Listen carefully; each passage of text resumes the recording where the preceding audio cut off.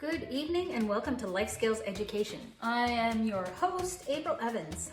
Today we are making our first recipe, roasted carrots and baby potatoes. These lessons are for the absolute beginner. Maybe you're 12 and you couldn't get into foods class. Maybe you've moved into an empty apartment. Maybe you're tired of takeout and have no idea what you're doing. This is where to start. First, we need to turn on our oven. You're going to find the dial or button that says bake. Then you're going to set the temperature to 400. On my oven, I don't have to press anything else. I'll hear a click and it will start heating for me. This number will go up as my oven heats up. On older ovens, you might only have a dial that says bake and a dial for the temperature, and then you cross your fingers and hope for the best. We're going to start off peeling our carrots and potatoes. Local carrots, nearby Lacombe, Alberta, you want about half this bag, which is 1 pound of carrots. This is a peeler.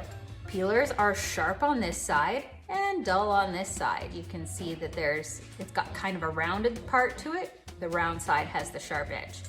When you are peeling a carrot, you want to start about halfway down and peel away from your body.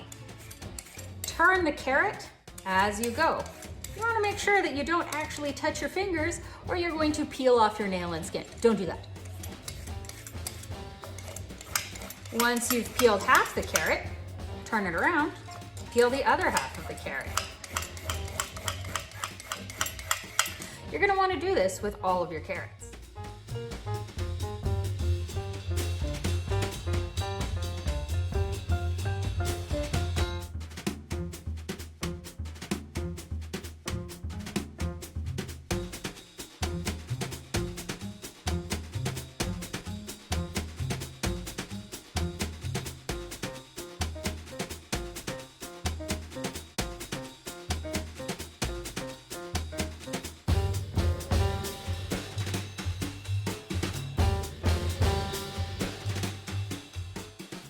When you hold a knife, you're going to want to hold it with the top part of your hand on the actual knife. You can put your thumb on the side. You can pinch the blade with your thumb and your finger if you want. Don't do this. You're gonna chop the end of your finger off. I like holding it like this. And then you wanna use your whole arm to move it up and down. You do not wanna do a karate chop. No. You want to do a whole arm motion. Put the tip down and move the knife with your whole arm. This is for safety reasons. Tip down, chop it. Tip down, chop it. Now I'm going to take this and turn it into a carrot stick. Tip down, chop it. When I am chopping something round, I want to make sure I keep my fingers and my hand out of the way. Tip down, reach over top of your knife, and push down. I now have 2 flat edges. You want to try to cut things with the flat edge down. Tip down, over top of the knife, keep your fingers out of the way, and press down. I now have carrot sticks.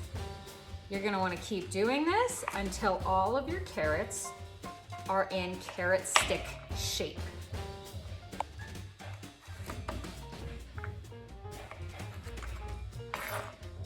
When you've chopped some carrots, you are going to throw it in a bowl.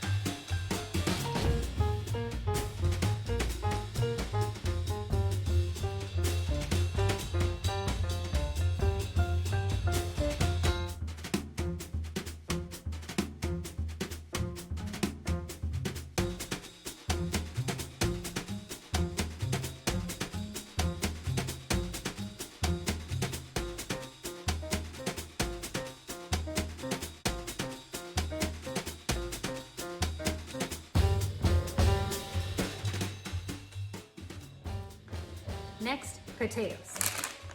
I like these guys, baby potatoes. I like them multicolored. It really doesn't matter. You can get all white, all red, all purple, who cares? This bag says it is 1.5 pounds. You need 1 pound. So you can either estimate a third or who cares and cook the whole thing because they're potatoes and everyone loves potatoes. You take a potato. You want to cut it into quarters. Again, it's round. I don't want it rolling around and chopping my fingers off. So I'm going to hold it with my hand, put the knife carefully between, tip down safely, and use my arm to push it the rest of the way. Ha! Potato has been sliced in half. If I want to be efficient, this way, slice in half. In the bowl with the carrot. Do a whole bunch of potatoes like that.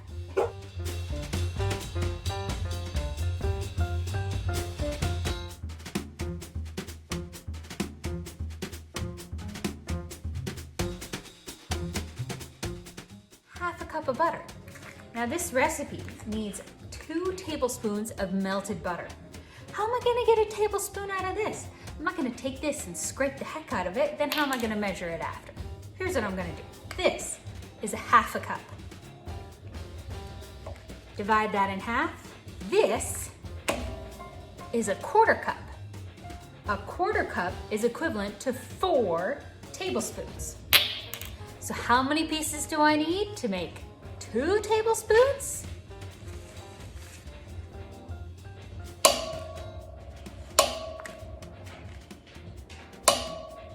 There we go, 4 tablespoons. I need 2 tablespoons melted. This doesn't need to be an exact science because this is cooking, not baking. Baking is science. I'm gonna microwave this. Why am I microwaving it in like a porcelain dish? It doesn't have to be porcelain. You can use a cereal bowl. You could use glass. Basically, anything that says that you're allowed to put it in the microwave. What you should not put in the microwave is the tin foil. Metal and microwaves are a bad idea. This, even though it's colorful and pretty and white on the inside, is still foil. It's just been colored. Don't stick this in the microwave unless you want to start a fire. Always put your butter in a separate container. Now let's microwave it safely. You can use any other plain oil like canola oil. It doesn't have to be fancy either. These are also known as neutral oils because they don't have a ton of flavor to begin with. All right, yeah, we've got a ton of oil on there. Don't worry about it. 3 teaspoons of garlic.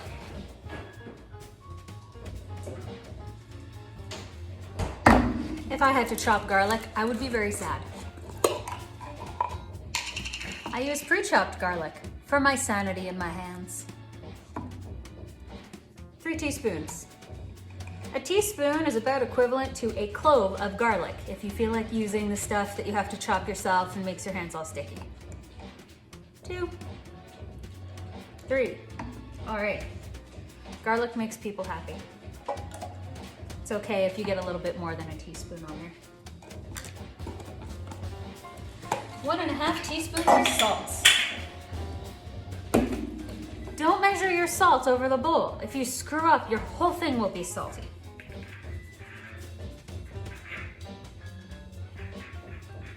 Now 1.5 teaspoons of salt is going to be 3 of these. 1, 2, 3. Nice, minimum spillage, go me. 1/4 teaspoon of pepper.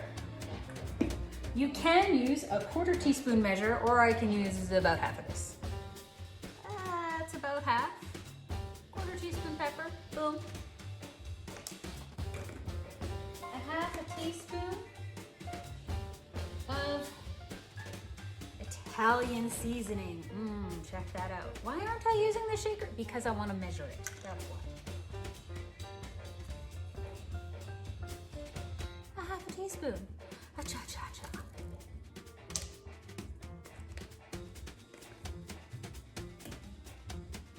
Using your trusty spatula, you're going to mix this.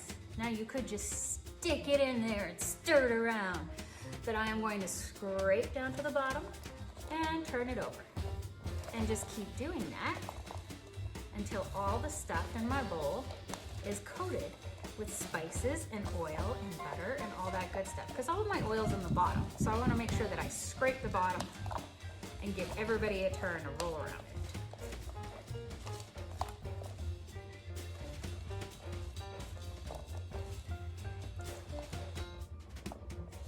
And looking at it now, I am not happy with the amount of Italian seasoning on this bad boy. So take that.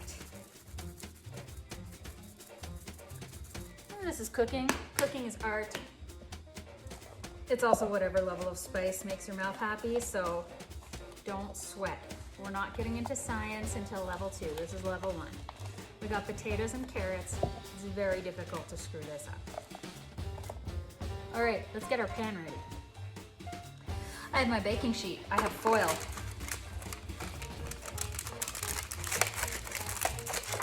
I have a really wrecked box.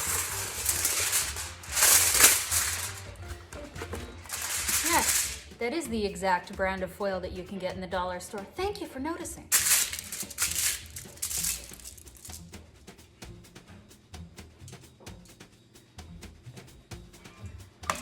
This is non-stick spray. It really doesn't matter what kind you get. I like the one that's made with canola oil because it makes me feel like there's less chemicals in it when we all know that's a lie.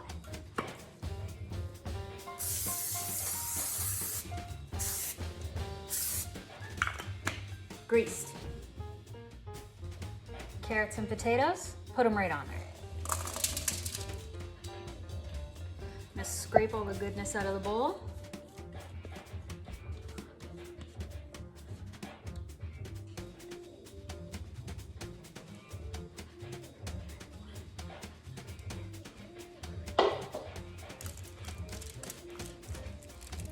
And I'm just kind of spreading it out so they're not sitting on top of each other.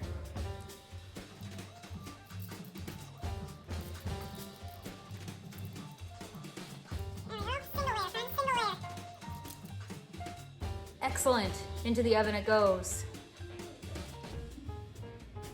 These are cork hot pads. You can get a 3-pack from the dollar store for super cheap. They just protect my counters because I like my counters not melted. Oven mitts. Don't be dumb and use towel. Get your oven mitts out. We have roasted carrots and potatoes. You will know that they are done, not only because they look all a little bit wrinkly, but you should be able to take a fork, poke something, and easily take it back off. Poke, and take it back off. It should not be like super mushy. It still looks like a carrot. My kitchen helper is licking the hot pads. Hello, kitchen helper. I might have gotten some seasoning on it and she's enjoying them. Thank you, kitchen helper. Can you go on your spot, please? Thank you. If you're wondering why I made you go and buy a flipper spatula, it's so that you can get it off the sheet. Serve in whatever you want. I'm throwing this in a container and I will have it for lunch tomorrow.